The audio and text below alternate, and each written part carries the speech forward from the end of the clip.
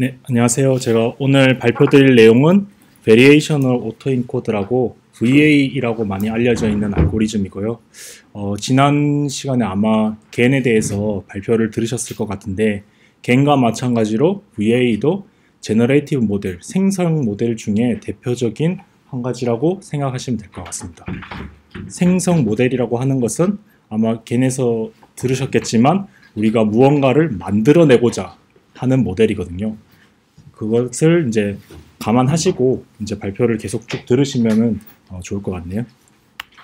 그래서 오늘 저희가 살펴볼 네트워크는 보시는 바와 같은 그림과 같은데 되게 간단합니다, 사실. 간단하게 한번 짚고 넘어가 보게 되면은 처음에 파란색 X 인풋이 들어가게 됩니다. 그러면은 이 인풋이 들어가서 그 q파이 z/x라는 이 함수를 통과하게 돼요. 그러면은 이 q파이 z/x가 z라는 공간에 도착하게 되고 이 z에서 다시 g세타 함수를 통과함으로써 우리가 x라는 처음에 들어갔던 값 x 인풋을 그대로 아웃풋으로 복원해내는 이러한 네트워크 구조입니다. 그런데 아마 여기 계신 분들 아마 오토인코더에 대해서 좀 많이 들어보셨을 것 같아요.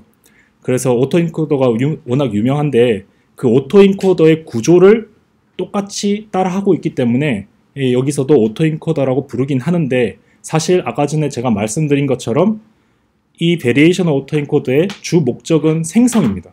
그래서 여기서의 주 목적은 인풋을 아웃풋으로 복원해내는 게 주 목적이 아니라 X를 아웃풋으로 다시 복원해내는 성질을 이용해서 우리는 G세타를 잘 학습하는 게 최종 목표입니다. 결국 앞에 있는 거는 G세타를 잘 학습하기 위한 도구로 사용되는 거죠. 이런 자세한 얘기는 뒤에서 이제 더 자세하게 얘기를 해볼게요. 그래서 일단은 우리의 목표는 제너레이션을 하는 것이라고 했으니까 제너레이션 파트를 담당하고 있는 제너레이션 네트워크를 한번 먼저 살펴볼게요. 오른쪽에 있었던 부분인데요. 일단 Z라는 기존 초기 조건 혹은 처음 공간이 있었다고 가정을 해볼게요. 그러면은 Z에서 출발을 해서 G세타라는 함수를 통과해서 우리는 X라는 뭔가 타겟을 만들어낼 겁니다. 그런데 우리가 이제 가장 친숙한 데이터 m리스트를 한번 예를 들어 볼게요. 그 타겟이 오른쪽에서 보고 있는 숫자 4라고 할게요. 우리가 클래시피케이션, CNN이나 그런 클래시피케이션 문제에서는 우리가 4라는 그림을 주면은 이것이 숫자 4라는 것을 판별하는 게 목적이었잖아요. 하지만 여기서는 숫자 4라는 이 그림 자체를 만들어내는 게 목적입니다. 그리고 우리는 이 만들어내는 방법을 확률 분포의 개념을 이용해서 한번 살펴볼 거예요. 그 확률 분포라는 것을 어떻게 얘기할 수 있냐면은 밑에 한번 식을 한번 볼게요. 좀 수식이라서 좀 거부감이 있으실 수도 있는데 제가 말씀드린 그대로 그냥 수학의 기호로 적어놨다고 생각하시면 됩니다. 그 x바라는 지금 포인터가 잘 안 돼서 그냥 짚으면서 설명을 드릴게요.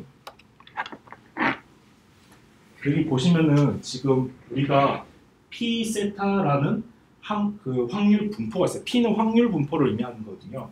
그러면 우리가 z에서 출발한다고 했잖아요. 그러면 조건부 확률에 의해서 z라는 조건이 주어졌을 때 우리는 x를 만들어낼 확률 분포를 원해요. 그런데 우리는 지금 z라는 조건이 뭔지 잘 모르잖아요. 그래서 이 z라는 것도 또 하나의 확률 분포를 가집니다. 그러면 우리는 지금 총 2개의 확률 분포를 얘기할 거예요. 그런데 z라는 확률 분포는 좀 뒤에서 얘기하고 지금 우리가 관심 있는 거는 x, 이 그림 타겟에 대한 확률 분포인데요. 근데 이제 x에 대한 확률 분포를 모든 z에 대해서 일단 고려하겠다 라고 해서 z에 대해서 지금 적분을 해주고 있습니다. 그러면은 최종 결과값은 지금 우리가 원하는 p 세타에 대한 확률 분포죠. x에 대한 확률 분포. 이 확률 분포를 어떻게 해석을 할 수 있냐면은 우리가 x라고 하는 타겟을 맞출 확률이라고 생각하시면 될 것 같습니다. 그러면은 이거를 이 확률 분포를 찾아내기 위해서 우리가 이것을 이용해서 학습을 하기 위해서는 맥시멈 라이클리후드라는 개념을 꼭 아셔야 되는데요. 혹시 들어보셨나요? 전혀 모르시나요? 그러면 좀 좀 시간 좀 걸리겠네요. 그 맥시멈 라이클리후드라는 것은 먼저 이 예를 바로 살펴볼게요. 내가 내 키를 알고 싶어요. 근데 내 키를 정확하게 모르는데 그 내 키를 알기 위해서 내가 5번의 측정을 했다라고 가정을 해보겠습니다. 그러면 5번의 측정 동안 178부터 182까지의 5가지의 관측치를 얻었어요. 우리가 관측을 하면서 측정을 하면서 오차도 생길 수 있고 뭐 좀 잘못할 수도 있고 이렇게 해서 여러 가지 값들이 났죠. 그러면은 이 5가지의 값을 이용해서 우리가 보편적으로 내 키를 알아맞추기 위해서 하는 방법이 평균을 구하는 거죠.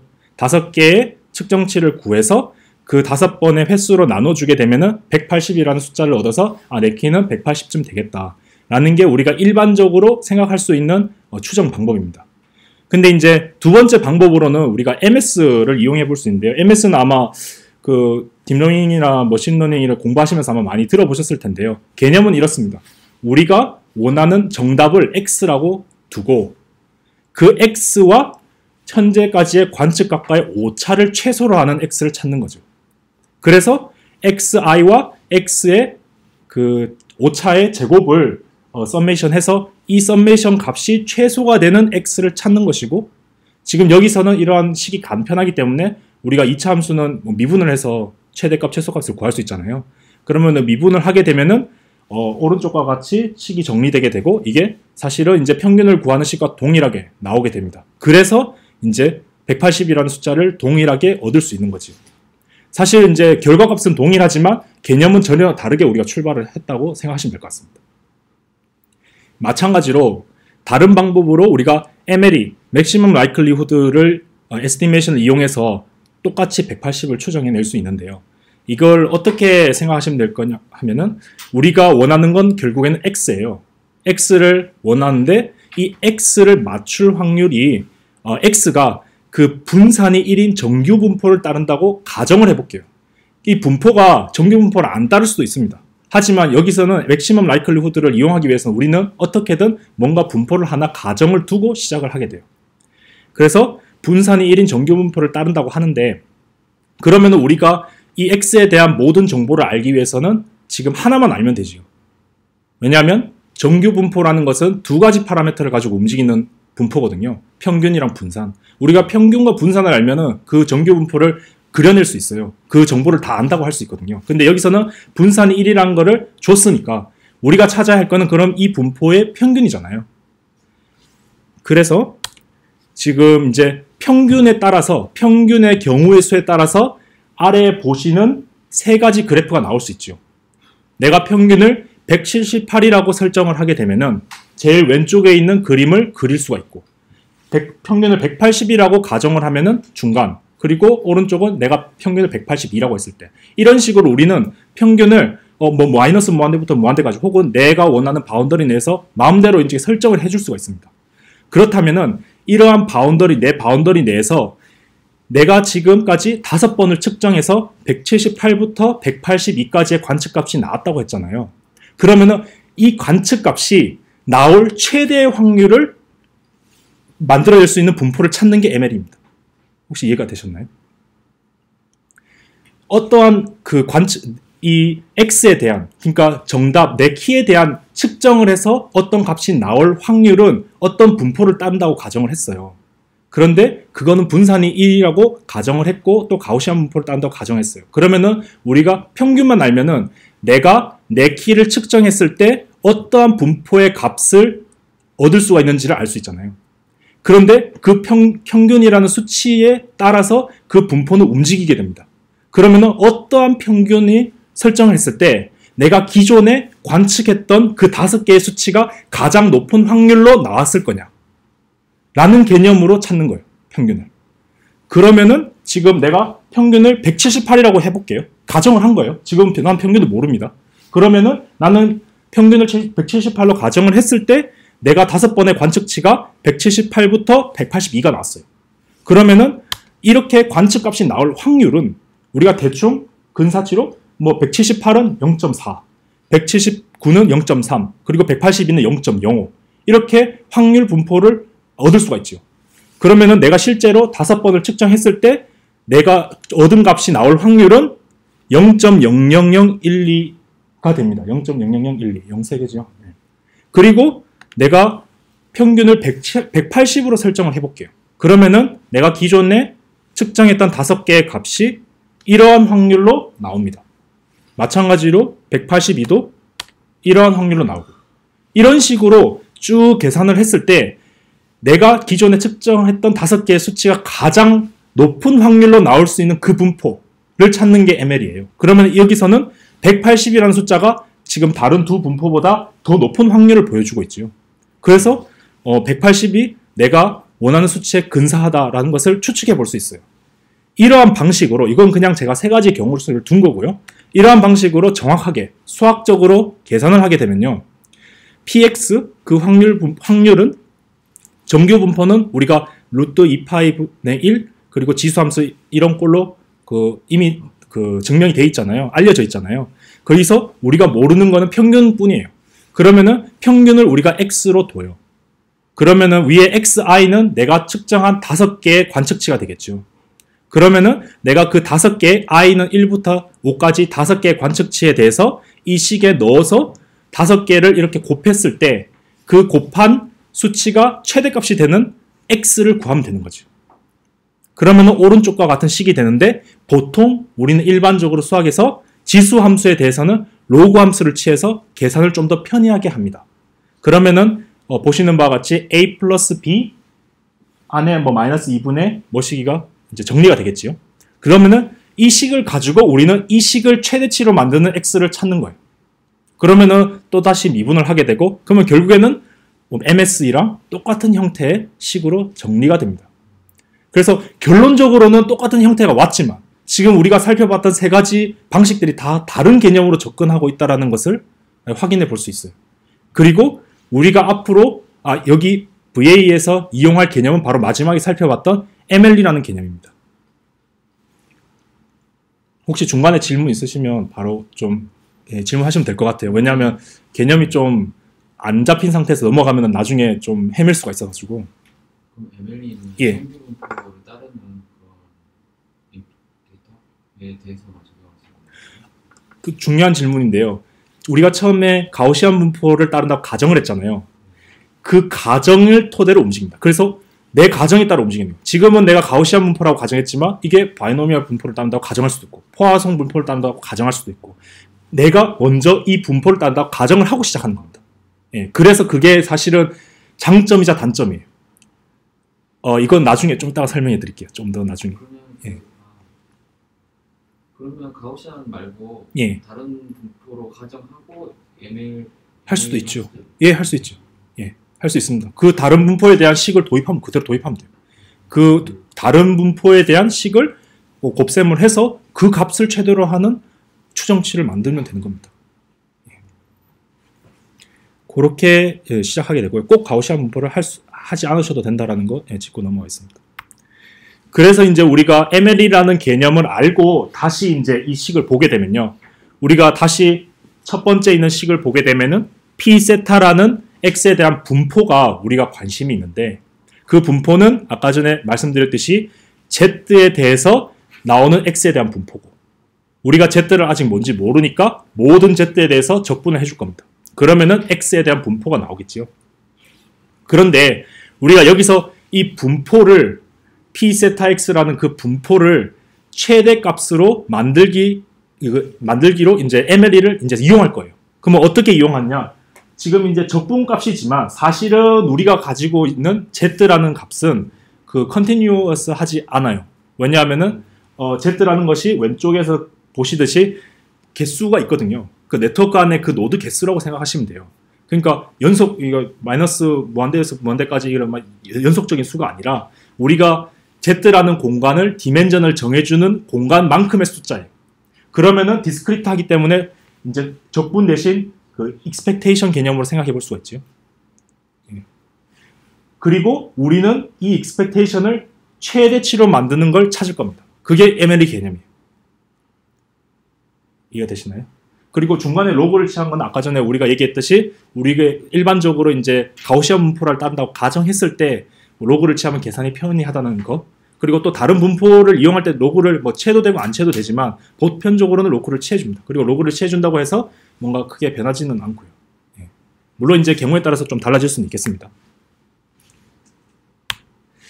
그래서 이제 우리는 다시 정리를 하게 되면 P세타라는 분포의 MLE를 구할 거예요.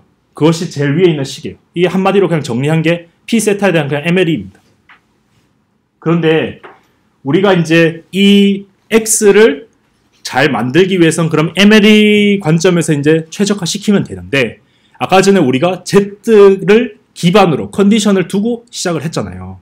그러면은 Z가 이제 중요하겠죠. 아무리 G세타라는 생성 네트워크가 잘 학습이 되더라도 Z 출발 초기 조건이 안 맞으면은 혹은 잘 안 돼 있으면은 또 영향을 많이 주겠죠. 그래서 우리는 이제 Z라는 공간을 어떻게 잘 학습할 것이냐라는 것에 대해서 이제 한번 살펴볼 거예요. 근데 이제 살펴보기 전에 그 Z에 대한 의미를 조금 짚고 넘어갈 필요가 있을 것 같은데요. 요거는 아마 오토인코더라는 개념과 동일하게 사용이 되는데요. 지금 왼쪽에서 보시는 그 그림을 보시면은 이제 눈에 띄는 특징이 우리가 Z를 가지고 X를 만들어낼 건데 지금 Z에 대한 디멘전과 그 칸의 크기와 X에 대한 칸의 크기가 좀 다르지요. 그 Z는 작고 X는 큽니다. 근데 우리는 Z를 가지고 X를 만들어낼 거예요. 그러면 우리가 좀 직관적, 상식적으로 이렇게 생각해 볼 수 있죠. Z는 X의 핵심 정보를 가지고 있을 거다. 왜냐하면 우리는 X라는 거를 Z를 기반으로 만들 거예요. 근데 Z가 X에 대한 것에서 잘 학습이 안 돼 있으면은 우리 X를 잘 못 보곤 할 거잖아요. 그렇다는 말은 네트워크가 잘 학습이 됐다라면은 Z는 X에 대한 정보를 잘 포함하고 있을 것이다. 그런 관점에서 봤을 때 지금 Z는 X의 디멘전 리덕션이라고 한번 생각해 볼 수 있는 거예요. X라는 차원을 함축한 정보, 함축한 공간에 담겨진 정보라고 생각해 볼 수 있을 것 같습니다. 그래서 이제 나중에 좀 뭐 실험을 한 결과들 그런 거를 볼 때 요 개념을 인지하시고 보시면 이제 그림이 좀 더 아마 잘 다가오실 거예요. 요거를 짚고 넘어갈게요. 그래서 이제 우리는 아까 생성 파트를 봤고 이제는 어떻게 하면 그 Z를 잘 만들 것이냐에 대해서 나머지 파트를 한번 살펴볼게요. 여기서 이제 우리가 또 한 가지 봐야 될 개념이 이제 쿠벡 라이브러리 다이버전스라는 개념인데요. 아마 많이 들어보셨을 거예요. KL 다이버전스라고. 왜냐하면 이게 그 CNN이나 다른 네트워크에 굉장히 많이 쓰이는 개념이거든요. 그리고 크로스 엔트로피. 혹시 크로스 엔트로피도 들어보셨죠? 예, 아마 그 유명하지 함수로 그 한 줄만 딱 쓰면 딱 그 손실 함수가 해결이 되잖아요. 근데 그 개념이 여기서는 그 개념을 좀 이용을 하거든요. 그래서 그 개념이 정확하게 어떤 의미를 가지고 있는지를 한번 살펴볼 필요가 있어요. 그래서 일단은 KL 다이버전스가 뭘 의미하는지를 이제 뭐 위키피디아나 이런 데를 이제 인터넷에서 찾아보면은 이렇게 정의하고 있다고 합니다. 매저인데 우리가 두 확률 분포가 있는데 그 두 분포가 얼마나 차이 나느냐를 수치화할 수 있는 매저를 그 중에 하나로 KL 다이버전스를 얘기하고 있습니다. 무슨 말인가 하면은 사실 어떠한 분들은 곳에는 이 KL 다이버전스는 디스턴스 개념으로 얘기를 하고 있기도 하거든요. 디스턴스라고 하면은 예를 들어서 내가 여러분과의 거리잖아요. 그러면은 내가 여러분과 얼마나 떨어져 있는가, 얼마나 차이 나는가에 대한 수치화했다고 생각할 수가 있잖아요.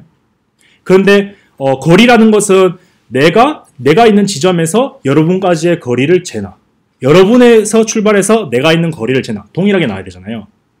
그런데 사실은 KL 다이버전스는 그렇지가 않아요. 지금 우리가 두 분포를 비교할 거거든요. 여기서는 P와 Q를 이용할 건데 P에서 Q를 잰 것과 Q에서 P를 잰 것이 결과가 다릅니다. KL 다이버전스는. 그래서 사실은 디스턴스라고 얘기하기에는 조금 애매한 개념이에요. 하지만 명백한 것은 P와 Q의 차이점을 수치화할 수 있다는 점이에요. 이게 대칭은 아니지만 P와 Q가 다르면은 이 수치가 커집니다. 그래서 이게 같으면 같을수록 수치가 작아진다는 성질을 이용해서 우리는 두 분포를 같게 만드는 학습을 KL 다이버전스를 이용해서 이용할 거예요. 그래서 이제 간략하게 KL 다이버전스의 이제 성질을 보시게 되면은 일단은 뭐 수치적인 식은 두 번째 줄과 같습니다. 근데 수치적인 식은 이제 좀 뒷장에서 좀 더 자세하게 우리가 살펴볼게요. 왜 이렇게 식이 나는지. 그 식은 이렇게 그냥 일단 넘어가시고, 그 다음에 성질이라고 한다면은 저희가 이거의 차이점에 대한 매저로서 쓸 수 있다고 했잖아요. 그 말은 결국 P 분포와 Q 분포가 같다라면은 그 K 다이버전스의 결과값은 0이 나옵니다. 그래서 이게 우리의 아마 이상적인 목표겠죠. 그리고 우리는 네트워크를 이렇게 만들 거예요. QPy라는 네트워크를 통과한 Z, 그리고 PX의 원래 X에 대한 이상적인 Z의 두 분포가 같아지도록, 즉 같아진다는 것은 두 분포의 차이, K 다이버전스 값이 최소화되도록, 미니멈 값을 가지도록 우리는 학습을 할 겁니다. 자, 이게 무슨 말이었냐 하면 제가 좀 중간에 생략한 게 있을 것 같은데요. 여기서의 목표는 우리는 Z를 잘 만드는 거잖아요. 근데 Z 또한 어떠한 분포를 따른다고 우리는 가정을 했어요. 그러면은 우리의 목표는 그 Z 분포를 찾는 거잖아요. 근데 Z 분포는 뭔지 몰라요. 그런데 그걸 어떻게 찾을 거냐? QPy라는 초록색 네트워크를 이용해서 찾을 겁니다. 그래서 X를, 원래 기존의 X 우리 데이터를 QPy라는 네트워크를 통과시켰을 때 이게 우리가 원하는 이상적인 Z 분포를 찾을 수 있도록 학습을 시키는 거예요. 그러면은 우리가 만든 분포 QPy와 원래 이상적인 분포 P, Z바 X가 같아지면은 좋지요. 그 같아지는 것을 학습하기 위해서 우리는 KL 다이버전스 개념을 도입하고 KN 다이버전스 값이 두 분포를 넣었을 때 그 값이 최소화가 되도록 하는 것이 우리의 학습 구조입니다. 그런데 이제 KL 다이버전스가 뭔지를 알아야 되잖아요. 그래서 이제 우리가 좀 약간 기본적인 통계 이론적인 부분을 조금 짚고 넘어갈까 하는데요. 이게 엔트로피라는 개념에서 출발을 해요. 아마 여기 계신 분들 아마 물리나 화학 쪽에 공부를 하시고 혹은 하셨던 분들이라면 아마 엔트로피를 아마 저보다 더 잘 아실 수도 있을 것 같은데요. 그 엔트로피라는 개념이 이제 기본적으로 무질서도잖아요. 얼마나 혼란스러운가. 즉 이제 뭐 예를 들어서 우리가 뭐 고체, 액체, 기체를 예로 들면은 고체에서 우리가 자연스럽게 얼음이 녹고 얼음이 녹은 것이 자연스럽게 증발을 해서 기체가 되듯이 고체라는 엔트로피가 작은 성질에서 자연의 성질에 의해서 액체가 되고 엔트로피가 증가하고 기체가 되고 더 엔트로피가 증가하고 볼륨이 커지잖아요. 그런 식으로 이제 엔트로피 개념을 이야기할 수 있는데 지금 여기 우리가 수학적으로 엔트로피를 얘기할 때는 비슷한 개념인데 여기서는 우리가 무질서도, 데이터셋에 대한 무질서도라고 한번 생각을 해볼게요. 그래서 제가 지금 두 가지 예시를 들고 왔는데요. 케이스 1과 케이스 2예요. 그래서 사실 제가 이제 기상기후 쪽을 공부하고 있거든요. 환경동에서. 그래서 예제를 한번 날씨 쪽으로 하나 들고 왔어요. 뭐 예제는 아무거나 들어도 상관없는데 그래서 이제 첫 번째 그 예제 같은 경우에는 케이스 같은 경우에는 모든 경우의 수가 맑은 날입니다. 되게 단순하지요. 그래서 우리는 뭐 이 결과만, 이 데이터만 가지고 봤을 때는 항상 맑은 날의 세계라는 것을 좀 추측해 볼 수 있어요. 내일이나 오늘이나 다음 날도 또 맑을 거다 라고 예상해 볼 수가 있죠. 이 데이터셋에 근거해서는. 그렇다면 데이터의 다양성도 없고 그리고 되게 단순한 구조이기 때문에 직관적으로 우리는 이 케이스는 엔트로피가 낮을 거라고 한번 생각해 볼 수 있죠. 반대로 밑에 두 번째 케이스 같은 경우에는 어떤 날은 맑았다가 어떤 날은 비도 왔다가 구름도 꼈다가 눈도 왔다가 여러 가지 경우의 수를 가지고 있습니다. 이거 같은 경우에는 우리가 굉장히 베리어빌리티가 크기 때문에 변동성이 크기 때문에 케이스 1보다는 엔트로피가 높다, 상대적으로 높다라고 판단을 해 볼 수가 있어요. 이런 식으로 우리가 엔트로피에 대한 개념을 한번 짚을 수 있는데요. 이걸 수치화하게 되면 엔트로피라는 식이 두 번째 줄에 보시는 것처럼 H로 정의되고 마이너스 시그마 뭐 P 로그 P라는 것으로 정의가 되게 됩니다.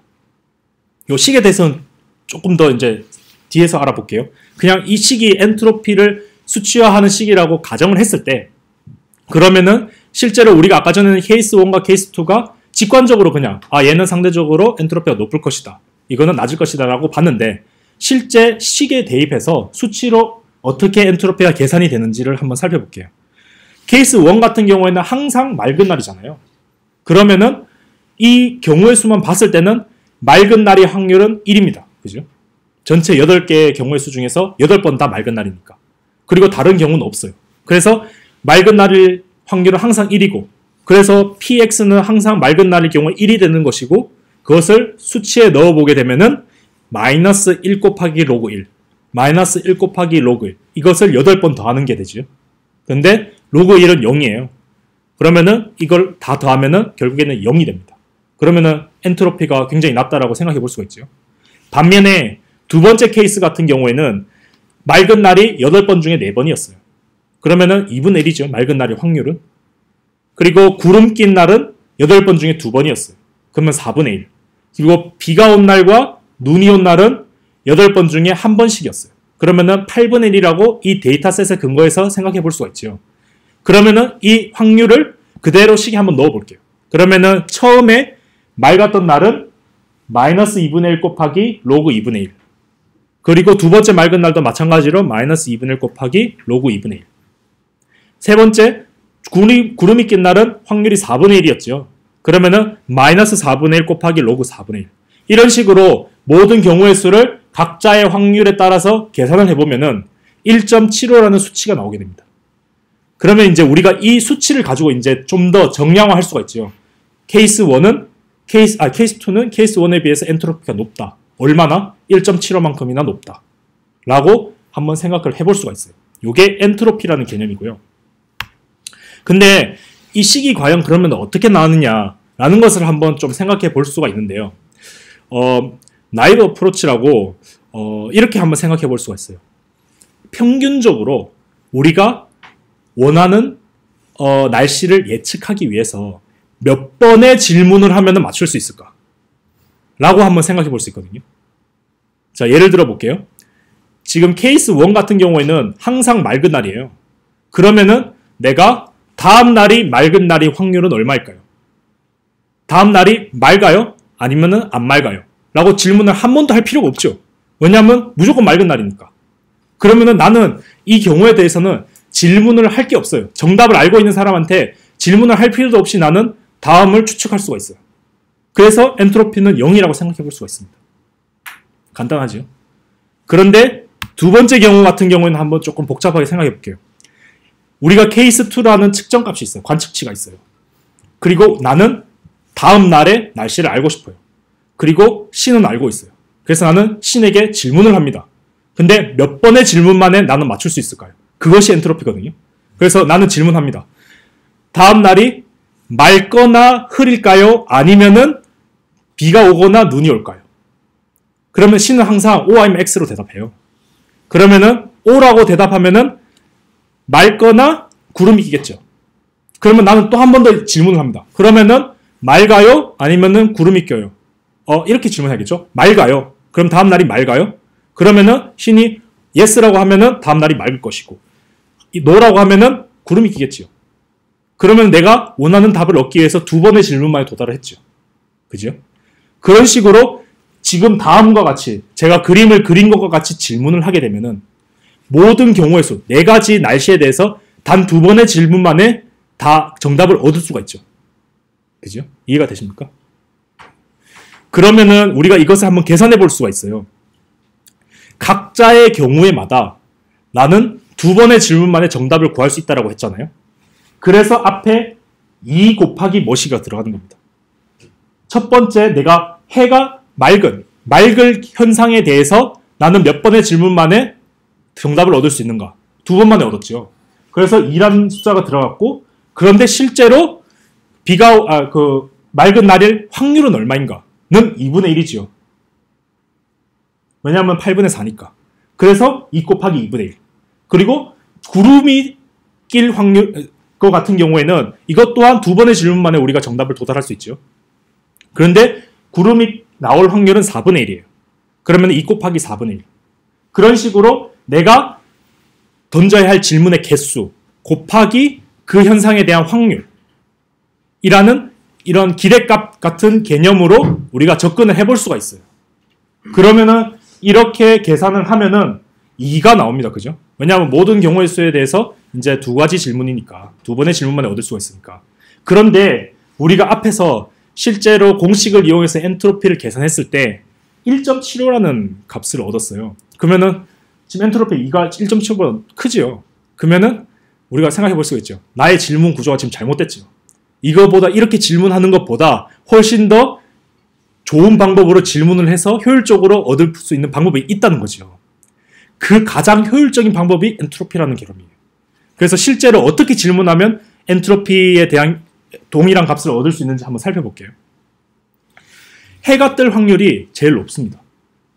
그러면은 먼저 나는 해가 뜨냐 안 뜨냐부터 질문해 볼 수가 있어요. 다음날 해가 뜹니까 안 뜹니까? 맑은 날입니까 아닙니까? 그러면 C는 yes or no로 대답할 거예요. 만약에 yes라고 대답하면 다음날은 해가 뜨는 것이고 no라고 하면은 나머지 세 경우의 수 중에 하나겠죠.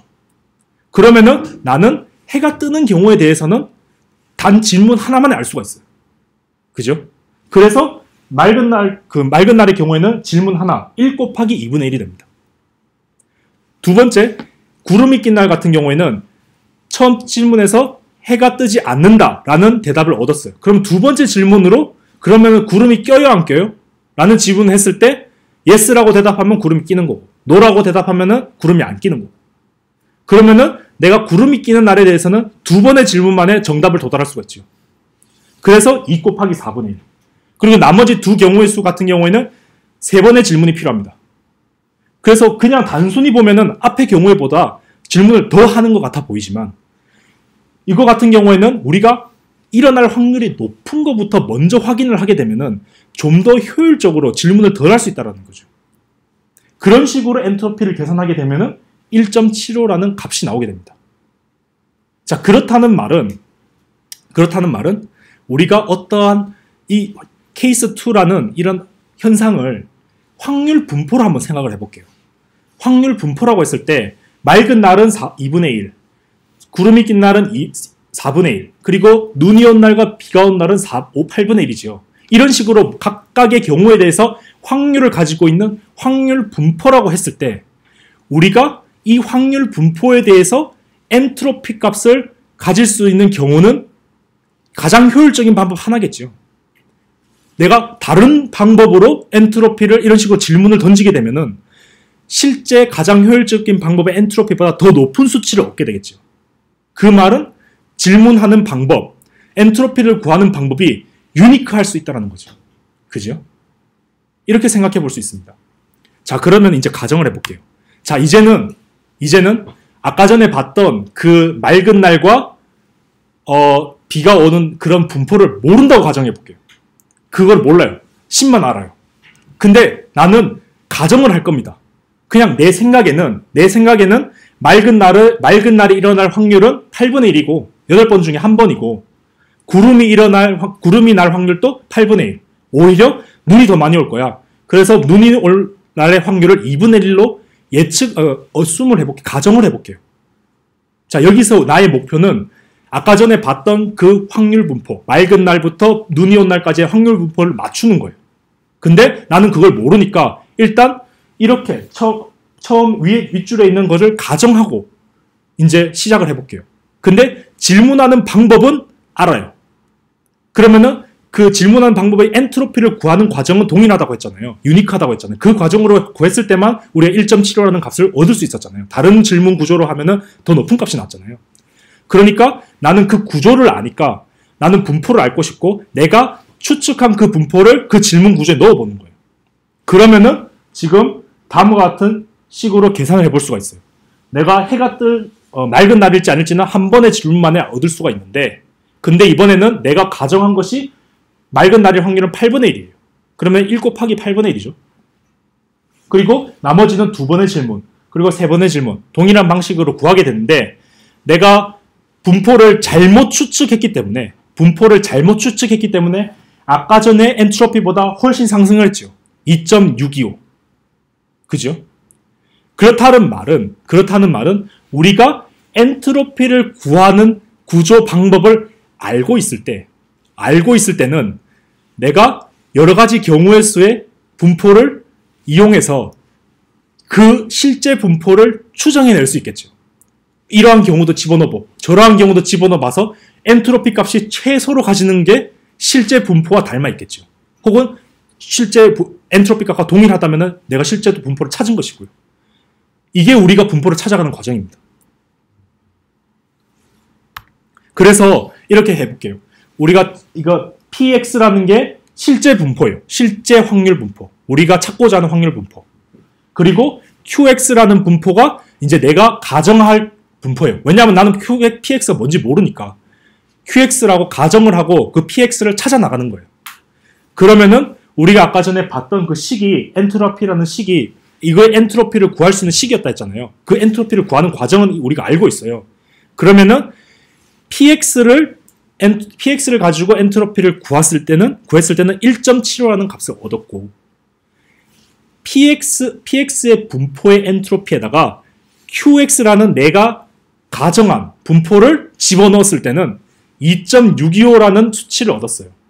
그러면은 내가 qx를 px와 닮아갈 수 있도록 가까이 할 수 있도록 닮게 하도록 하려면은 이 2.625라는 수치를 1.75와 가깝게 만들어주는 거죠. 그러면은 우리가 px를 찾을 수 있는 거죠. 이게 바로 KL 다이버전스입니다. 그래서 이제 우리는 차이값을 구해요. h, p, q 이게 p라는 실제 분포의 구조에다가 q를 집어넣은 거예요. 그러면은 우리는 2.625를 구했고 그리고 실제 엔트로피는 1.75예요. 그러면은 이 차이값이 0.875라는 수치예요. 그러면 목표는 이 0.875라는 이 수치를 최소화시키는 거. 그러니까 목표인데 이 값이 우리가 KL 다이버전스라고 부르는 겁니다. 그리고 우리가 그 엔트로피, 실제 P라는 분포의 엔트로피가 있었잖아요. 근데 거기다가 우리가 예측한 Q라는 걸 집어넣어서 2.625라는 숫자를 구했잖아요. 저게 크로스 엔트로피입니다. 우리가 알고 있는 그 텐서플로우나 그 API에서 쓰는 그 크로스 엔트로피라는 그 개념이 여기서 나오는 거예요. 제가 처음 공부했을 때 되게 신기했는데 혹시 알고 계셨나요? 하여튼 그런 식으로 이제 나오는 거예요. 사실 이제 우리가 프로그래밍을 하거나 실제로 코딩을 짜는 데는 사실 저 개념을 크게 몰라도 짤 수는 있어요. 왜냐하면 API가 저런 걸 다 해주기 때문에. 하지만 실질적으로 이러한 의미들을 알고 이제 접근을 하시게 되면 이제 그 로스 함수를 실제로 그냥 짜져 있는 걸 쓰지 않으시고 자기가 본인이 직접 만드실 때 이런 개념을 쓰는구나. 그래서 이런 개념이 내 데이터에 쓰이는구나. 이런 좀 직관을 좀 가질 수 있으실 것 같아요. 도움이 될 것 같아서 제가 좀 시간을 들여서 설명을 해드렸고요. 그래서 이제 결국에는 이 0.875라는 수치가 우리가 관심 있는 KL 다이버전스라는 이제 개념이에요. 그래서 KL 다이버전스라는 식이 이렇게 나온 겁니다. 그럼 이제 이해가 되시죠? 이게 로그 그 엔트로피 값의 차이예요. 위에 px, 로그 px라는 수치, 서메이션한 수치를 p라는 자리에 q를 집어넣은 것과 크로스 엔트로피와 실제 엔트로피, p의 엔트로피의 차이를 구한 게 크로스 엔트로피니까 로그의 마이너스는 분모 분자 이렇게 분수꼴로 나올 수가 있잖아요. 그게 이제 이 식인 겁니다. 이제 이 식이 이해가 되시죠? 엔트로피의 차이를 나타내는 식이라는 거. HPQ 예. P 자리에 Q를 넣는다고 하셨나요? 예. 그러면은 QX 로그 QX가 되는 거예요? 아니요. 아마 이 식이 맞을 텐데. 실제로 우리가 여기서 타겟은 P예요. 타겟이 P고 Q가 우리가 이제 임의로 설정한 혹은 이제 맞춰가는 과정의 그런 그 우리가 추정하는 그 Q입니다. 분포입니다. 그러면은 P와 Q 사이의 다이버전스는 이런 식으로 정리할 수가 있어요. 근데 말씀하신 것처럼 Q와 P 자리를 바꿀 수도 있습니다, 사실. 네. 그러니까 제가 궁금한 게 HPQ에서 그냥 단순히 P 자리에 Q를 넣는 게 P 자리에 Q를 넣으면 그냥 HQ가 되는 거잖아요. 예. HPQ는 그러면은 로그에 들어가 있는 그 PX 대신에 QX를 넣는 거예요. 그렇죠. 예. 사실은 여기에 P가 두 개가 들어가야 되잖아요. 네. 이 P 자리에 Q를 넣었다고 생각하시면 돼요.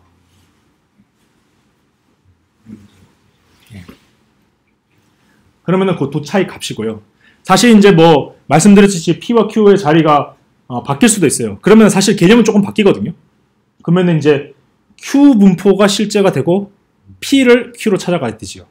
근데 아까 전에 얘기했듯이 그런 애매한 점이 있는 거예요. 사실은 두 분포 간의 거리라고 한다면은 P와 Q가 바뀌어도 수치가 동일하게 나야 되잖아요. A에서 B를 잰 거와 B에서 A를 잰 거는 똑같아야 되는데 사실 KL 다이버전스는 그렇지 않아요. 비례칭이라고 하거든요. 그래서 이제 그런 자리 선정을 잘 해주셔야 되고요.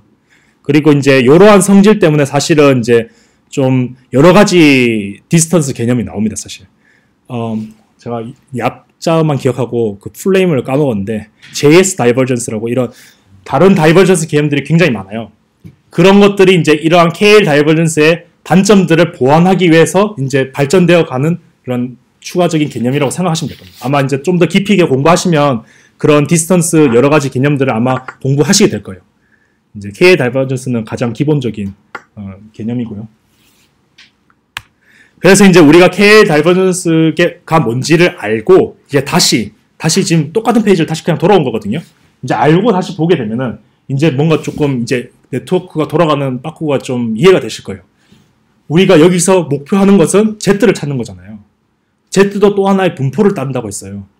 근데 우리는 그 Z 분포가 뭔지 몰라요. 전혀 모릅니다. 아까 X랑 좀 차이가 있어요. 아까 X는 우리가 아는 거였죠. 정답을 알고 있죠. 그 데이터를 똑같이 복원하는 거니까. 근데 여기서의 Z는 전혀 모릅니다. 뭔지. 그래서 이제 K의 다이버전스 개념이 들어가게 되는데요. 근데 우리의 목적은 이제 X를 이용해서 X를 Q파이라는 네트워크 함수를 집어넣어서 그 Z를 추정해 갈 거예요. 그러면은 우리가 X의 데이터를 Q파이라는 네트워크를 넣었을 때 그 결과값은 Q파이 Z/X가 되고 Q파이 Z/X라는 것이 이제 조건부 확률로 읽으면은 X를 컨디션으로 했을 때 Z를 표현할 수 있는 그 분포. 근데 그것은 Q파이라는 우리가 만든 네트워크를 통과한 결과물이 되니까 Q파이 Z/X라고 얘기할 수 있고 그 분포와 뭔지는 모르지만 PX를 대표할 수 있는 X를 컨디션을 했을 때 이상적인 Z 분포가 뭔가가 있을 텐데 내가 만든 것과 이상적인 만든 것이 가장 비슷해질 수 있도록 그 비슷해질 수 있는 방법을 KL 다이버전스 값이 최소화되도록 그걸 이용해서 우리가 네트워크를 짜는 것이 지금 여기서 말하고 있는 이제 요 식입니다. 혹시 이해가 되셨을까요? 예, 알겠습니다. 자, 여기서의 우리의 목표는 Z를 잘 만드는 거예요. 왜냐하면 앞에서 우리가 Z가 잘 학습이 돼야 좋은 Z를 기반으로 출발을 해야 X를 아웃풋을 잘 만들 수 있다 했잖아요. 그러면은 여기서의 네트워크는 Z를 어떻게 하면 잘 만들 수 있을 것이냐라는 것을 이제 목표로 하는데 Z는 어떠한 확률 분포를 따른다고 가정을 해요. 앞에서 우리가 봤던 그 날씨. 근데 우리가 지금 여기서는 그 Z가 뭔지 몰라요. 전혀 정보가 없어요. 그러나 우리가 할 수 있는 것은 어떠한 Z가 있다라고 가정을 했을 때 우리가 추측한 우리가 아까 전에 봤던 그 어쌔했던 그 분포 있잖아요. 그걸 우리는 Q파이라는 네트워크를 통해서 만들 겁니다. 어찌됐든 간에 우리는 X를 대표할 수 있는 Z를 만들고 싶잖아요. 그러면 X를 Q파이라는 함수를 통과시켰을 때 X를 잘 함축하고 있는 함축 정보를 잘 가지고 있는 그 Z 분포를 만들고 싶은데 그러면은 그것을 어떻게 만들 것이냐는 것을 이상적인 Z 분포가 있고 그리고 우리가 Q파이라는 함수를 이용해서 만든 분포가 있고 그러면은 그 분포가 같아질 수 있도록 학습을 할 건데 그럼 어떻게 같아지게 만들 것이냐라는 것을 K 다이버전스라는 개념을 이용해서 두 분포 간의 K 다이버전스 값이 최소화가 되도록 하는 것이 이 네트워크의 구조인 거죠. 예. 그래서 이제 그거를 한 문장으로 정리하면 이제 이거인 겁니다. 맨 마지막 줄. 우리는 이 구조를 원하는 거예요. 미니마이즈 하고 싶고 뭘 미니마이즈 하고 싶냐? K 다이버전스 값. 그러면 K 다이버전스 값이 뭔데? 내가 만든 것과 이상적인 것과의 차이. 그걸 최소화하면은 내가 만든 것이 이상적인 거에 다가갈 것이다. 그래서 이제 이러한 개념들을 아시고, 그러면 우리가 이제 두 개의 식이 있었죠. MLE 값을 최대화하는 거. 아까 전에 봤을 때 그 제너레이션 파트에서, 우리가 실제 목표라는 제너레이션 파트에서는 MLE 값을 최대로 하는 파라미터를 찾는 게 목표였잖아요. 그리고 나머지 하나의 또 다른 그 목적은 그 우리가 지향하는 바는 Z 분포를 잘 만드는 거. KL 다이버전스 값을 최소화하는 거. 이 두 개를 우리가 건드릴 거예요. 근데 이걸 바로 건드리려면은 힘들 것 같아요. 그래서 이제 수학을 잘 하시는 분들이 이것과의 관계를 수학적으로 좀 증명을 하셨거든요. 그래서 복잡한 식이 나오는데, 사실은 식이 복잡한 것이 아니고 그냥 어려운 것이 아니고 그냥 복잡한 겁니다. 그러니까 되게 수학적인 트릭을 이용해서 그냥 이렇게 만든 거거든요. 어려운 개념이 전혀 안 나오거든요. 그래서 지금부터 조금만 집중하시고 들으시면 아마 쉽게 따라오실 수 있을 거예요. 그래서 중간에 놓치시면 이게 식이 복잡하기 때문에 좀 헷갈릴 수가 있어요. 그래서 여기서는 조금 집중을 해 주실 것을 부탁드릴게요. 그래서 이제 우리가 출발을 해볼게요. 그러면은 우리가 가지고 있는 게 PZ라는 분포가 있고, 그 다음에 Q파이라는 내가 Z를 만들어낼 함수가 있고, 그리고 실질적으로 내가 생성을 해낼, 결과물을 뽑아낼 G파이라는 또 다른 함수 세 가지가 있습니다. 요것들이 어떻게 유기적으로 엮여 있는지를 수학적으로 한번 살펴볼게요. 그러기 위해서 우리는 그냥 PX가 그냥 확률 분포거든요. X에 대한 확률 분포. 그거를 가지고 한번 시작을 해보겠습니다. 그리고 우리는 PX에다 그냥 단순히 그냥 로그만 취할게요. 그런다고 뭐 크게 달라지는 건 없거든요. 수학적으로는. 뭐 개념적으로는 뭔가 달라질 수 있겠지만. 그래서 이제 그냥 단순히 아무것도 아닙니다. 그냥 PX에 대한 분포가 있을 것이고, 우리는 거기에다가 로그를 취했어요. 그리고 이 로그를 취한 거에다가 Q파이라는 함수를 곱해서 적분할 겁니다. 근데 Q파이라는 함수가 뭘 만들어내느냐 하면은, 기억을 되돌려 보면은 확률 분포를 만들어내는 거 있잖아요. 우리가 원하는 Z에 대한 확률 분포를 만들어내는 거였어요. 그 말은 확률 분포라는 것은 오른쪽에 보면은 확률 분포라는 성질이 모든 경우의 수에 대해서 적분을 하게 되면 1이 나와야 되잖아요. 확률 분포니까. 그래서 아무 개념이 아닙니다. 이 식은 그냥 그 적분을 하면 1이라는 성질만 이용한 거예요. 그래서 그냥 원래 로그 px에다가 q파이 z 바 x를 곱해줬고, 그걸 그냥 적분했어요. 그러면은 원래대로 돌아오지요. 왜냐면 그냥 확률 분포 성질에 의해서 그냥 트릭을 쓴 겁니다. 이거 뭐 아무것도 뭐 내포하는 의미가 있는 게 아니고요. 그냥 트릭을 쓴 거예요. 자, 여기까지 따라오셨지요. 그러면은 요거를 베이즈 이론에 의해서 다음과 같이 변형을 시킬 수가 있어요. 요거는 그냥 베이즈 정리의 정의거든요. 아마 요즘에는 고등학생들도 배운다 하던데, 조건부 확률에 대해서 이제 조금 들어보셨으면 아마 가장 기본적인 식이라는 걸 아실 거예요. 그냥 받아들이시면 됩니다. 이거는. 그래서 X라는, 오른쪽에 보시면 X라는 컨디션을 가지고 Z라는 확률은 오른쪽과 같이 풀었을 수가 있어요. Z와 X가 동시에 일어날 확률 분의 X가 일어날 확률로 변형을 할 수 있거든요. 요거는 그냥 정의입니다. 베이즈 룰의 정의거든요. 그냥 요거를 받아들이고 왼쪽을 고쳐볼게요. 그러면은 PX라는 것을 Z, X 분의, 제가 분모 분자 거꾸로 얘기했네요. 그 분모에는 P, Z, X, 분자에는 P, Z 바 X로 변형을 할 수 있죠. 그냥 단순하게 베이즈를 이용해서 그냥 변형시킨 것 뿐입니다. 자, 여기까지 봤고요. 그 다음에 또 하나의 트릭을 이용해서 중간에 Q파이 Z 바 X를 추가해 줄 수가 있어요. 분모 분자에다가 똑같이 곱해주면 1이잖아요. 그래서 이제 그냥 단순하게 그 트릭을 쓴 겁니다. 좀 더 그냥 아무 의미 없이 그냥 식을 지금 불리고 있죠. 근데 이제 요 불린 것을 이런 식으로 분리시킬 수가 있어요. 지금 로그 텀 안에 두 분수가 곱셈이 돼 있잖아요. 그러면 이 두 분수를 분리시킬 수 있습니다. 로그 안에 있는 곱셈은 플러스로 분리시킬 수 있잖아요. 그죠? 그러면은 왼쪽 텀은 로그 안에 p, z, x 이게 되는 p, z, x 여기 있던 게 요 분수가 여기 왔고요. 요 분수가 여기 왔어요. 그냥 로그 텀을 분리시킨 거예요. q파이는 곱해져 있으니까 따로 갖고. 자, 그러면은 이제 뭔가 좀 그 지금까지 배운 것 좀 보이지 않아요? 뭔가 그 아까 전에 봤던 그 KL 다이버전스 텀과 되게 비슷하게 뭔가 형성이 돼 있는 것 같지 않아요? 특히 그 오른쪽 텀이 그렇거든요. 오른쪽 텀을 보시게 되면 이게 바로 우리가 원했던 게 뭐죠? X를 컨디션으로 했을 때 이상적인 Z 분포. 와, 내가 X를 이용해서 QPy라는 함수를 통과시켰을 때 나의 분포가 KL 다이버전스 텀으로 미니마이즈 되는, 그게 우리의 하나의 목표였는데, 둘 중 하나였는데 이 식이 정확하게 이거와 일치합니다. 보세요. 우리가 만든 식이 여기 있죠. 요 QPy라는 텀이 있죠. 그리고 이 이상적인 함수 X를 발을 했을 때 Z가 여기 있죠. 요게 똑같이 만들어졌어요. 사실은 이제 전혀 완전히 똑같은 거는 여기에 마이너스를 붙여야 똑같죠. 그럼 마이너스를 붙이면 요거 두 개가 스위치되죠.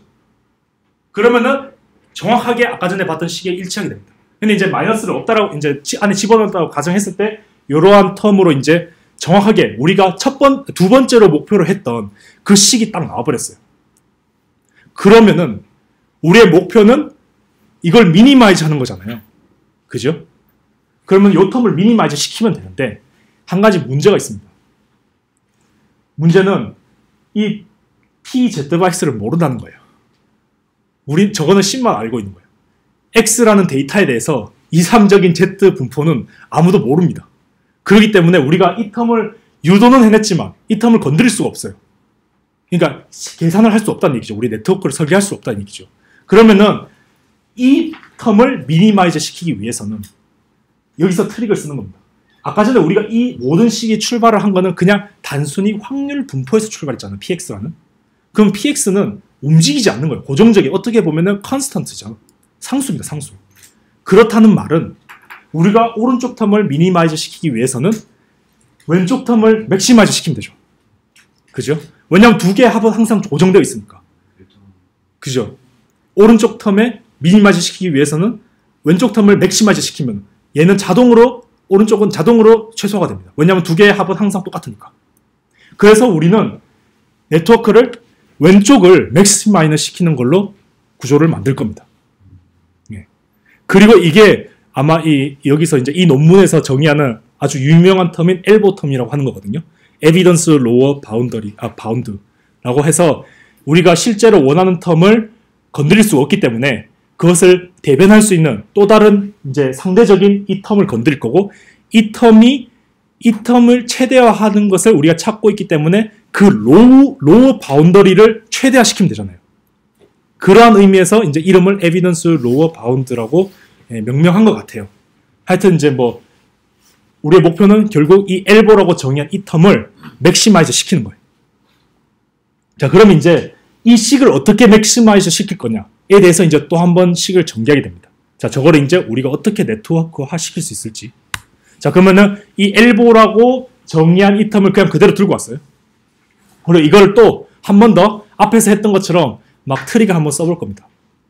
그래서 QPyZBX라는 분포가 있고, 그 다음에 이제 조건부 확률 베이즈 룰이 한 번 더 나왔는데요. 이게 이제 아까 전에 식이랑 똑같이 아까 전에는 우리가 PX라는 거를 이제 베이즈 룰을 이용해서 변형시켰지만 같은 방법으로 우리가 PZ,X라는 저 분포를 똑같이 저렇게 수정을 할 수가 있죠. 뭐 분모 분자 왔다 갔다 하는 거니까. 그래서 이제 오른쪽에 보시게 되면은 이러한 식에서 우리가 오른쪽에 PZ,X를만 남기게 되면은 왼쪽에는 PX/Z 곱하기 PZ만 남죠. 그래서 그거를 이제 그 텀에다가 대체하게 됩니다. 분자에. 예, 그러면은 이제 여기까지 됐고, 여기서 이제 한 번 더 이제 분리를 시킬 수 있죠. 또 로그 안에 뭐 곱셈이 막 있으니까 요 텀만 따로 뽑아내고, 그 다음에 요 분수를 또 이쪽에 뽑아내고, 똑같은 방법입니다. 그냥 분리시킨 거예요. 그러면은 이제 왼쪽 텀을 이렇게 변형시킬 수가 있습니다.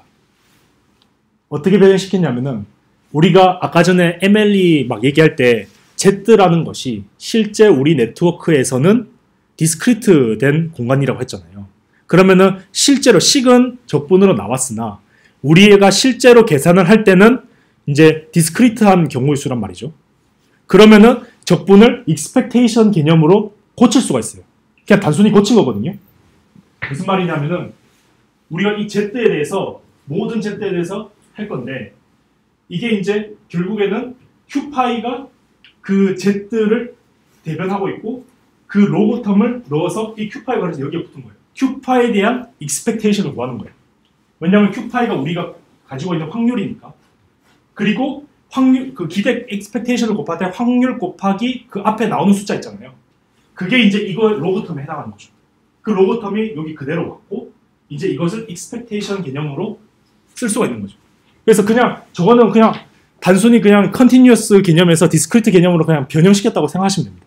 뭔가 새롭게 개념이 도입된 게 아니고 그냥 우리의 환경에 맞게 continuous 했던 함수를 discrete 함수로 변형시켰다라고 생각하시면 되거든요. 아, 그 로그텀이 그대로 내봤는데. 예. G 세터 X. 왜냐하면 저 로그텀이 사실은 이제 G 세타를 통과한 저거니까요. 그 기억나세요? 우리 MLE 아까 봤을 때 그 페이지를 보시면은 저 로그텀이 저 PX가 Z를 기반으로 X를 만들어낸 확률 분포잖아요. 그것이 우리가 Z를 기반으로 G세타라는 네트워크를 통과시켜서 만든 X입니다. 그죠? 그 분포잖아요. 그 분포에다가 로그를 씌웠고 그 로그에 대한 MLE 값을 최대화하는 거잖아요. 그게 아까 첫 번째 우리 목표였잖아요. 그 텀이 그대로 나와버린 거예요. 변형을 어떻게 하니까. 그래서 첫 번째 식 유도에서는 우리가 KL 다이버전스 텀을 억지로 빼집어냈고 두 번째 엘보라는 텀에서는 이렇게 억지로 변형을 시키니까 지금 첫 번째 우리가 원했던 그 MLE 텀이 나와버린 거예요. MLE 값 텀. 그죠? 그러면은 이제 정해졌죠. 우리는 그 MLE 값을 최대화시키고 싶었잖아요. 그러면은 우리의 네트워크는 저걸 최대화하기 위해서 설계를 할 겁니다. 근데 그거는 우리가 다 알고 있어요. 왜냐하면은 X도 알고 있고 Z도 알고 있고 왜냐하면 여기서의 Z는 우리가 만들어낸 Z를 가지고 쓰니까. 그래서 네트워크를 짤 수 있는 거죠. 그죠? 왜냐하면은 우리가 제너레이션 시킬 때는 이상적인 Z를 썼던 게 아니라 우리가 만들어낸 Z를 가지고 썼잖아요. 그러니까 우리가 여기에 필요한 이 식에 필요한 것들을 다 가지고 있는 거예요. Z도 우리가 만들어낼 거고 X는 원래 우리가 쓸 데이터고. 그리고 오른쪽 텀을 보시게 되면은 제가 그냥 마이너스만 왔다 갔다 했거든요. 또 위에랑 똑같아요. 그냥 얘 그냥 마이너스 붙이고 마이너스 붙인 거예요. 왜냐하면은 이게 실제 KL 다이버전스 식이니까. KL 다이버전스 식이 앞에 마이너스 붙었잖아요. 그래서 그거랑 매칭을 시키려고 사실 그냥 바꿨습니다. 사실 논문 같은 거 보시면 저렇게 안 바꿔놨거든요. 그걸 KL 다이버전스 텀이라고 이해하시면 돼요. 그러면은 이거는 어떤 KL 다이버전스나 라고 한다면은 Q파이 Z 바 X 이거는 우리가 X를 기반으로 데이터를 기반으로 이상적인 Z를 우리가 만들어낸 그 분포잖아요. 그게 그대로 왔고요. 그 다음에 비교 대상이 되는 분포는 PZ예요. 아까 전에 봤던 거랑 다릅니다. 우리가 아까 전에 봤던 그 식에서는 Z 바 X였어요. 그게 무슨 의미냐면은 그 Z라는 이상적인 분포가 X에 따라 다를 거잖아요. 내가 이 데이터를 쓰면은 그 데이터에 맞는 이상적인 Z 분포가 있을 것이고 내가 다른 데이터를 쓰면 그 다른 데이터에 맞는 이상적인 Z 분포가 있을 거잖아요. 그래서 우리가 궁극적으로 원초적으로 찾아야 되는 이상적인 분포는 Z 바 X예요. X를 기반으로 한 Z 분포예요. 그런데 이 식에서는 그냥 Z가 나왔죠. 그 이유는 이제 그겁니다. 우리가 처음에 봤던 그 개념 있죠. 그 MLE에서 봤나? KL 다이버전스에서 봤던 여기서는 이제 우리의 임의의 분포를 집어넣을 겁니다. 왜냐하면 우리가 이상적인 분포가 뭔지 모르잖아요. 그러니까 이제 이 분포가 가우시안 분포를 따를 거야. 혹은 뭐 포화성 분포를 따를 거야. 이러한 분포를 따를 거야. 라고 우리는 가정을 하고 시작하게 돼요. 이 VA라는 네트워크는. 그래서 우리가 그 가정한 분포를 그냥 넣어주는 겁니다. 이해가 되셨나요? 네. 왜냐하면 그게 뭔지 모르기 때문에. 뭔지 모르는데 뭔가 분포는 필요해요. 그래서 우리는 이건 가우시안 분포를 따를 것이다 라고 가정을 하고 거기에 맞게 식을 짜는 거죠. 왜냐하면 우리는 PZ라는 분포가 필요하니까. 근데 Z 바 X는 몰라요. 근데 우린 PZ는 우리가 마음대로 설정해 줄 수 있어요. 그래서 이제 이 식에서 모든 데이터가 나왔죠. 식은 복잡하지만 이 복잡한 식에 들어갈 이 요소들은 우리가 지금 다 가지고 있는 겁니다. 다시 한번 정리하면은 Z는 우리가 만들어낸 Z, 그 Z를 기반으로 만들어낸 출력물, 그리고 이 Z는 이것 또한 우리가 가정한 이 Z를 따를 것이다. 그러면은 우리의 목표는 이 Z와 X를 기반으로 한 우리가 만든 Z와 이 Z가 같아지도록 학습을 하겠죠. 근데 그 타겟을 우리가 그냥 임의로 가정을 한다는 거예요. 이거는 이걸 따를 거다, 이건 저걸 따를 거다. 왜냐하면 모르니까. 그리고 이거는 X를 바를 기준으로 했던 Z를 만들어낸 분포. 그리고 이것도 분포. 그러면 이제 우리가 이제 다 만들었죠. 우리가 엘보라는 텀을 맥시마이즈 하고 싶고, 그리고 이거는 정확하게 MLE 텀이니까 이걸 맥시마이즈 하고 싶고. 근데 우리가 가정한 그 Z라는 분포를 우리가 만들어낸 것과 같아지게 하고 싶으니까 미니마이즈 시키고, 그러면은 얘는 미니마이즈 시키면 되고, 그러면은 이게 자연스럽게 엘보가 맥시마이즈 되죠. 앞에 텀은 맥시마이즈 시키고 마이너스 붙은 거는 미니마이즈 시키고, 그러면은 자연스럽게 우리가 설정을 했던 엘보 텀이 맥시마이즈 되는 거고, 그 맥시마이즈 된다는 그 개념은 다이렉트로 앞에서 봤던 그 진짜 KL 다이버전스 텀이 미니마이즈 되는 거고, 이런 식으로 이제 유기적으로 엮여 있는 겁니다. 그래서 이제 최종적으로는 우리가 알고 있는 걸로 구성할 수 있는 저 식을 네트워크에다가 설계를 할 거예요. 혹시 질문 있으실까요?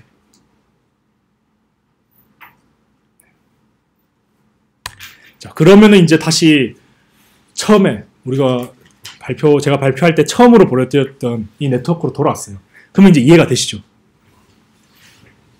우리는 이제 X를 처음에 네트워크에 집어넣습니다. 우리의 데이터를 X 자리에 집어넣어요. 그러면은 처음에 QPy라는 네트워크를 통과합니다.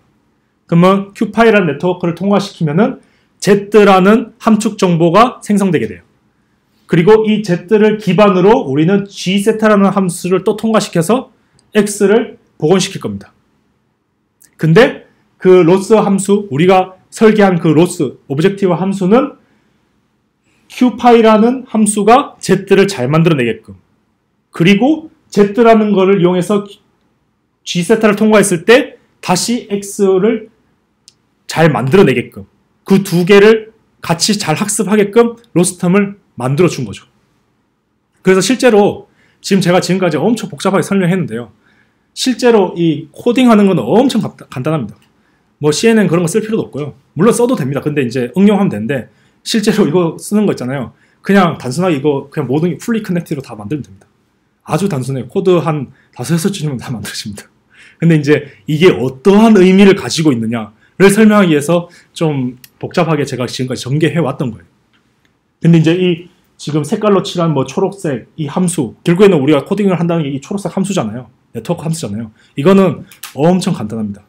물론 이제 응용을 해서 이제 더 복잡하게 만들 수는 있겠죠. 하지만 간단하게 짜도 충분히 MNIST 같은 데이터는 우리가 원하는 걸 다 만들어낼 수 있어요. 근데 이제 여기서 한 가지 트릭이 필요한데요. 요거는 이제 앞에는 수학적 개념이었고, 이거는 이제 컴퓨팅 스킬입니다. 근데 이제 여기서 뭐가 필요하냐면은, 우리가 결국 찾는 게 분포잖아요. 분포인데 모델이 학습을 하게 되면은 얘는 무조건 최적치를 찾겠죠. 그렇죠? 그러면 하나만 찾는다 이거죠. 얘가 여기저기 돌아다니다가 이 네트워크에서 손실한 수를 최소로 하는 그 최적치 하나만 찾을 거예요.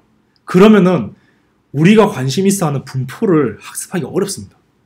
왜냐하면 분포라는 것은 이렇게 퍼져 있는 정도잖아요. 내가 아까 전에 키를 측정할 때도 비록 내 키가 정확하게 180이라 할지라도 어떠한 이제 경우의 수에 따라서 오차에 의해서 이것이 내가 측정할 때마다 값이 다르게 나오고, 그러면은 그것이 어떠한 하나의 분포를 형성하게 되잖아요. 내가 뭐 아무리 측정을 잘못해도 180인 키가 갑자기 150이 나올 확률은 굉장히 낮겠지요. 하지만 180인 키가 179로 충분히 잘못 측정을 될 수는 있잖아요. 그런 확률 분포를 우리가 사실은 찾고 있는 거거든요. 근데 우리가 그냥 학습을 하게 되면은 그 확률 분포를 찾는 게 아니라 그냥 이 확률 분포에서 가장 최적점 그냥 그걸 찾고 있어요. 그러면 이게 우리의 그 목표가 아니거든요. 예. 그러면은 이 확률 분포를 찾기 위해서는 랜더마이즈 시켜줘야 돼요. 그러니까 어찌됐든 간에 뭐 노드가 찾던 그 이제 그 최적점이 있기는 있을 건데 그것을 중심으로 혹은 그 주변으로 비스무리한 이런 확률 분포를 만들어줘야 주는 것이 우리의 목표거든요. 그러기 위해서는 얘가 어떠한 포인트를 잡았을 때 이 포인트를 기준으로 랜덤하게 막 여기저기 이제 노이즈를 줘서 분포를 형성하게끔 이제 그러한 트릭을 넣어줘야 돼요. 그런 트릭을 넣어주기 위해서 우리가 근데 그 트릭을 넣어줄 건데 우리가 아까 전에 어떠한 분포를 따른다고 가정을 하고 시작한다 했잖아요. 그래서 여기는 가우시안 분포로 가정을 하게 됩니다. 아까 전에 말씀드렸듯이 꼭 가우시안 분포 안 하셔도 돼요. 다른 분포를 따른다고 가정하셔도 됩니다. 그런데 우리가 아까 전에 두 가지 분포가 있었잖아요. 그 Z를 위한 분포 그리고 X를 위한 분포. X를 위한 분포는 X 데이터에 맞게 분포를 설계하시면 됩니다.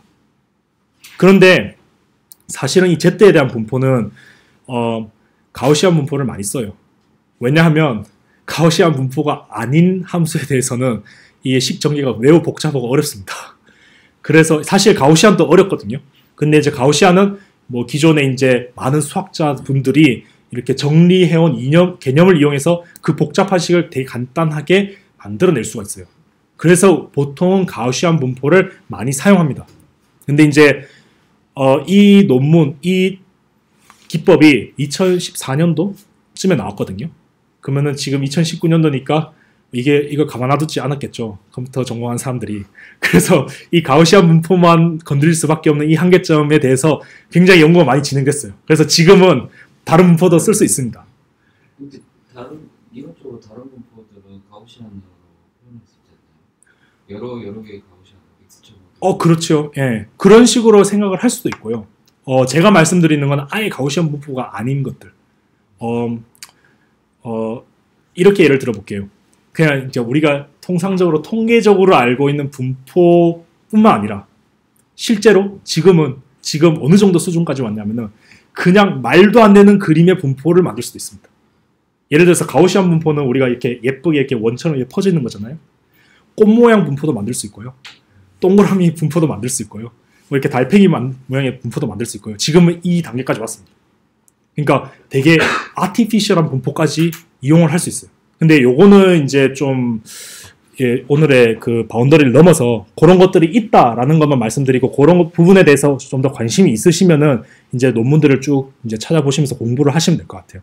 사실은 제가 가장 최신은 아닌데 그 겐을 이용해서 겐 들으셨잖아요. 사실 그 겐을 이용해서 그 내 마음대로 분포를 설정할 수 있거든요. 내가 원하는 분포, 꽃 모양 분포, 뭐 내가 원하는 모양의 분포를 겐을 이용해서 만들 수 있거든요.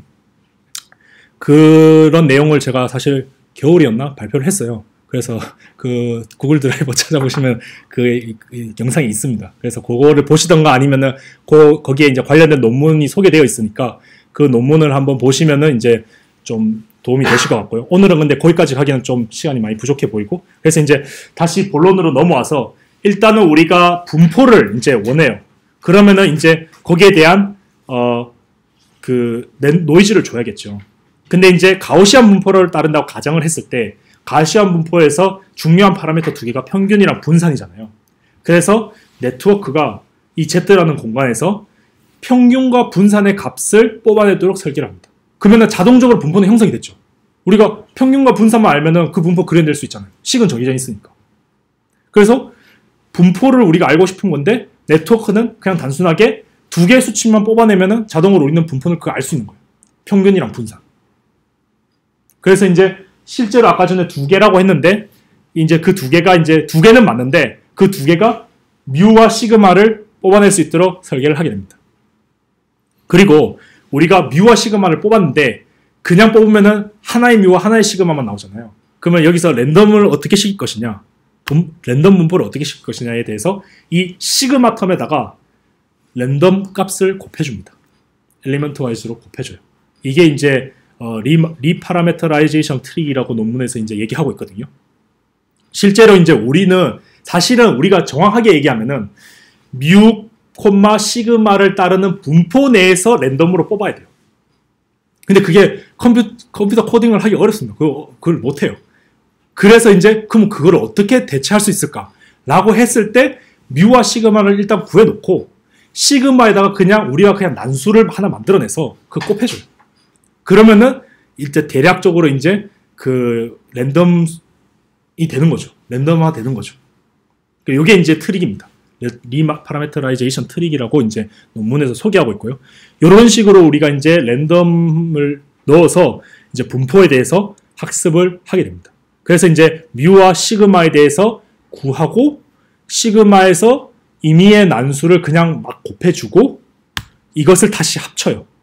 그러면은 가우시안 분포를 따르는 그 Z 공간이 되겠죠. 그죠? 그래서 이제 이 Z를 가지고 학습을 하는 겁니다. 자, 이게 이제 실제 논문 혹은 튜토리얼 논문에서 나오는 이제 그 모식도거든요. 이제 이 설명을 듣고 이걸 보시면 이제 이해가 되실 거예요. 왼쪽에 있는 게 실제 우리가 이상적으로 구하고자 하는 네트워크 구조입니다. X에서 출발을 해서 우리는 인코더라고 하는 Q, 아까 전에 Q파이 그 함수 네트워크예요. 그걸 통과시킬 거예요. 그러면 우리가 Z라는 공간을 만들어낼 건데 그 Z라는 공간이 가우시안 분포를 따른다고 가정을 했을 때 뮤와 시그마를 뽑아내게 되면은 우리는 그 분포에 대해서 알 수 있다. 그 텀을 이용해 그 분포를 가지고 이상적인 Z와 우리가 만들어낸 분포를 K의 다이버전스 텀을 줄이면은 우리는 그 이상적인 분포를 따르게 학습을 시킬 수 있다. 라는 게 하나 블루박스로 나왔고 그 다음에 여기서 우리는 이 분포에서 우리가 만들어낸 분포에서 분포라는 개념으로 적용하기 위해서는 랜덤으로 샘플링을 해야 된다. 그래서 우리가 만들어낸 이 노멀 그 가우시안 분포에서 랜덤으로 막 샘플링을 해서 그 샘플링된 Z 값을 가지고 이제 다시 우리 G세타라는 디코더에 해당하는 그 네트워크에 그냥 집어넣는다. 그리고 집어넣고 나서 이제 나오는 값이 이제 최종 값인데 요것을 MLE 텀으로 최소화시키겠다. 라는 거예요. 사실 여기서 이제 요거는 이제 좀 다르게 나왔죠. 이 다르게 나온 이유는 그겁니다. 그 X의 분포를 다르게 만들었기 때문입니다. 무슨 말이냐면은 우리가 이제 저 X라는 분포가 가우시안 분포를 따른다라고 가정을 하게 되면은 저 MSE 텀으로 나와요. 그걸 이제 수학적으로 증명하면 되거든요. 근데 이제 예를 들어서 바이노미얼 분포를 따른다라고 하면은 또 K일 다이버전스 텀이 나옵니다. 그런 식으로 그거는 이제 우리가 X가 어떤 분포를 따를 것이냐라고 설정하기에 따라서 그 로스 텀이 바뀌는 거예요. 근데 다만 그 로스 텀 형태는 다르더라도 그 형태가 다르더라도 결국 도달하는 그 최종 공식은 MLE 개념으로 나왔다는 거죠. 그 분포의 모양에 따라서 이게 MSE 형태가 나올 수도. 아까 전에 우리가 봤잖아요. 그 네키에 대한 예시. 우리가 그 MSE를 그 유도한 게 아닌데 그걸 이용한 것도 아닌데 MLE 개념을 이용해서 가우시안 분포를 따른다고 가정했을 때 막 유도를 해내니까 평균을 구했던 그 MSE 텀과 똑같이 났잖아요. 그래서 이제 저식이 나온 거예요. 저식은 이제 그러면은 그 X가 가우시안 분포를 따른다고 가정을 했겠죠. 그런 식으로 그 X가 다른 분포를 따른다고 가정했을 때 아마 다른 형태의 로스 텀이 나올 겁니다. 그런데 이게 어려워요. 이 빨간색이. 이 빨간색을 코딩하기가 어려워요. 그래서 이제 어떤 식으로 트릭을 쓰느냐 하면은 요까지는 똑같죠. 뮤와 시그마를 구하는 것까지는. 근데 이제 여기서 시그마에다가 랜덤한 난수. 그냥 이거는 그냥 랜덤한 난수를 우리 걔네에서 배웠잖아요. 출발이 그 랜덤한 아무 숫자, 의미 없는 숫자였다는 거. 그 의미 없는 숫자를 그냥 가져와서 여기다 곱해줘요. 그리고 얘랑 더합니다. 그러면 우리가 랜덤으로 샘플링이 됐다라고 이제 대변하는 거예요.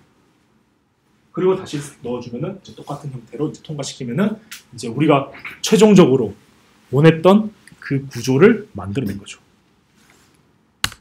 그래서 이제 실제 이제 이런 식으로 보면은 엠리스트 데이터를 넣으면은 우리가 뭐 숫자들이 있잖아요. 그 숫자들을 네트워크를 통과시키면은 잘 학습이 됐다라고 하면은 그 숫자가 그대로 나와야 됩니다. 자, 그러면은 이 그대로 나오는 게 무슨 의미가 있나요? 라고 얘기할 수 있잖아요.